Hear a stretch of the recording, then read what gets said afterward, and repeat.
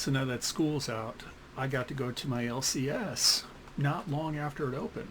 Love being a Wednesday warrior. Hey, this is James for Read More Comics.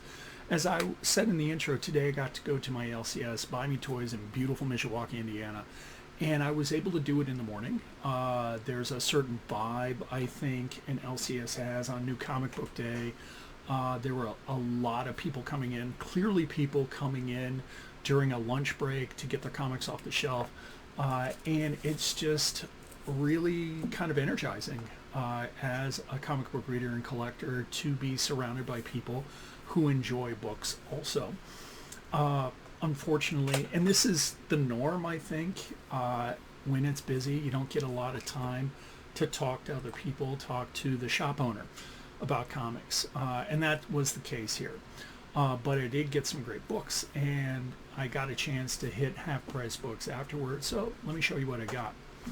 It was a pretty light week for me, and so there were a couple books I'd been eyeballing in League of Comic Geeks, and then also on Comics Hub, thinking about whether or not I'd be getting them, and I ended up picking them up. And there is one book that I realized I'm not subscribing to, but it only has one book left, so I'm not going to worry about it. So the big book this week is Absolute Catwoman issue number 1. Now, I pre-ordered the Carrie Andrews variant cover. I did think about, because there was plenty on the shelf, I did think about grabbing an A cover also. But since DC does this wrap where the cardstock cover is over the A cover, I kind of feel like I already have it. So, and I'm getting it because I'm really enjoying what they're doing in the Absolute universe rather than trying to spec on the book. So, gorgeous cover. Love the use of pinks, and I love the kind of the flare up here off the helmet. And I'm refusing as a reader to call it Emperor Aquaman and just call it Aquaman. We have Aquaman issue number 18. This has been a really enjoyable read. I'm looking at it and I see they have a different artist. John Timms had been doing the art, and I really liked kind of the clean look he was giving Aquaman. And this is Villanelli. I'm not sure who that is. Same writer though. Okay. The gist of this is that Aquaman is now Avatar of the Blue, and he has moved Atlantis from under the ocean to being kind of in this cosmic, I don't know, crossroads, and they're setting out all these outposts connecting the blue, I guess. I don't know. It's interesting, and I like Aquaman as I've been kind of maturing as a reader. That's another way to say I'm getting old. I'm reflecting back to Super Friends, and Aquaman was my favorite. So I know it's a meme, he talks to fish, but I enjoyed it. So I've been working on this and some other Aquaman runs before it. It's been a fun read. If you haven't given Aquaman a try, it's 18 issues in. It's a trade, or if you have dollar bins, I've noticed these are showing up at half-price books for $2 a pop. So might be showing up in your comic book ecosystem. This is a new book, and it's a mini series. It's only supposed to be 5 issues, which for me was enough to take a risk, because this character is why I collect X-Men comics. This is Bishop. Now, this is also a variant cover. I liked the box in the corner. That's one of the reasons why I picked it up. It's also Carrie Andrews. And so let's kind of like contrast. Here we got Bishop. Here we got Catwoman. I'm sorry, it's hard to put it in front of the camera when you can't see the camera. So very different look than the energy that Andrews is giving off the Absolute Catwoman. I've enjoyed Bishop since his first appearance in, what was that, 281, something like that. And when he showed up in the animated series, I just think he's a cool character. And that's what the gateway was for me collecting X-Men. So this was, I was on the fence, but then it was like 5 issues. And I like the creative team. The writer also did Miles Morales, and that was a pretty solid read. I think it would, what he did with Miles Morales is going to work better. That type of energy and attitude in a Bishop comic book. Anyway, so I'm looking forward to reading that. We have GI Joe issue number 329. My favorite GI Joe, Roadblock. He was also the first GI Joe action figure I collected, and I believe if I looked in my crawl space, he might still be in a tote I have down there with all my GI Joes. This has been fun. This is a total nostalgia ride, and what I'm realizing about this comic book is it reads better if I read it one issue at a time, where some of the other books I'll read a couple issues and it's fine. This, it's very frenetic. It's high energy, and while I wish it was a little bit more mature,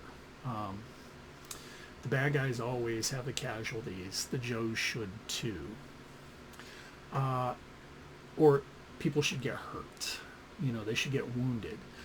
Putting that aside, it definitely reads better one issue at a time. It's then kind of like the GI Joe series. Anyway. This was a book that wasn't on my pre-order, and it should.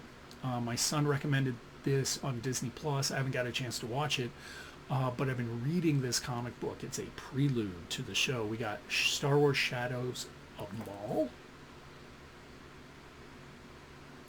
So 2 things that stand out to me for this book. One is Derek Chu's doing the A covers, and he's really come into his own. Like, I can tell an Art Germ cover when I see it. There's just a certain stylization, and I did not know this was Derek Chu until I was looking it up on CLZ.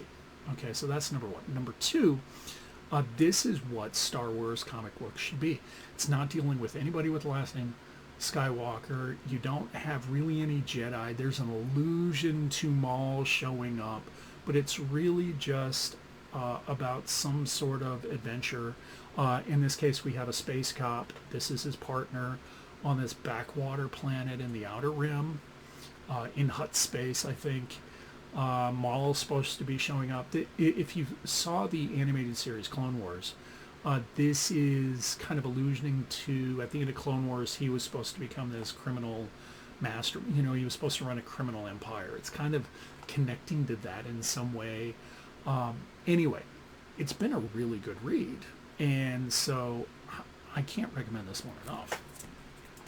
And then another nostalgia buy, we have Thundercats X Silverhawks issue number 3.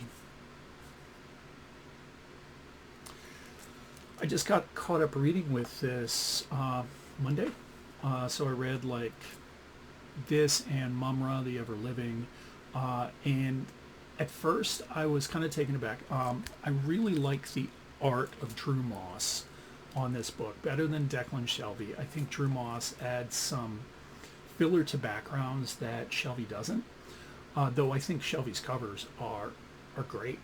Anyway, at first I thought it was that the miniseries was missing something, this crossover, but the more I thought about it, this is really reading like, and if you go into this with this attitude that this is an episode of the cartoon, it's on point.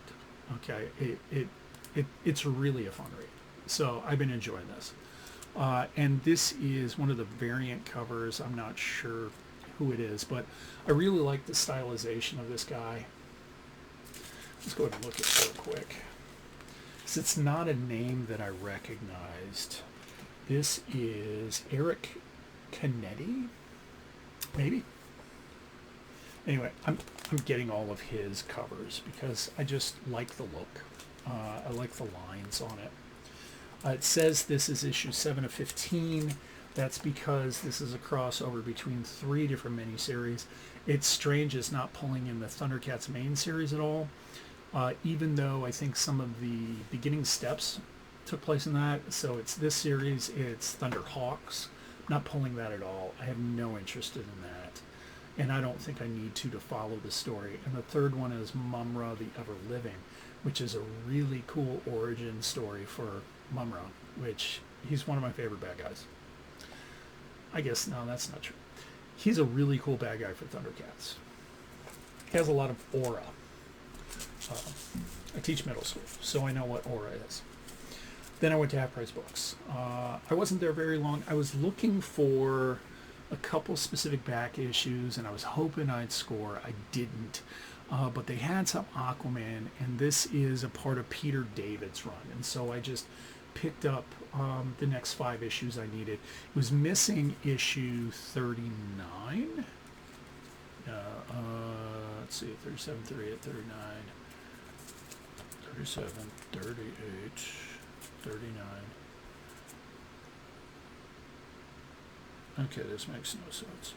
When I was there and I was counting them, there was an issue I didn't have here. Maybe I needed 36. That's what it was. Anyway, so these are the next issues in the run, and most of these, except for the last one, issue number 40, is by the series artist Califori. So we got 37. I thought this one was kind of fun. 38, 39, 40, and then this one was my favorite cover of the bunch. This is by Stella Freeze. When I look at it, it reminds me of like his art style, similar in some ways, just the clean lines of like Chris Samnee or Michael Cho, kind of. Unlike this, which seems very busy in comparison. And I kind of dig this as a cover. I don't know how it would work if it was on the interiors, but it definitely works on the cover. So those are my pulls. Let me know what you think. Leave a comment. Subscribe. Hit the like button. What do you think about Aquaman? Do you think he's a cool hero now? Out of my polls this week, which one stands out to you? Or is there a book that you grabbed that maybe I should consider? I'd appreciate knowing that. Thank you for listening to me ramble on about comic books. I really enjoyed doing this, and over the summer I'm hoping to create a little bit more content. So buckle your seatbelts, I guess, because life really is so much better when not only can we talk about it, but we can read more comics.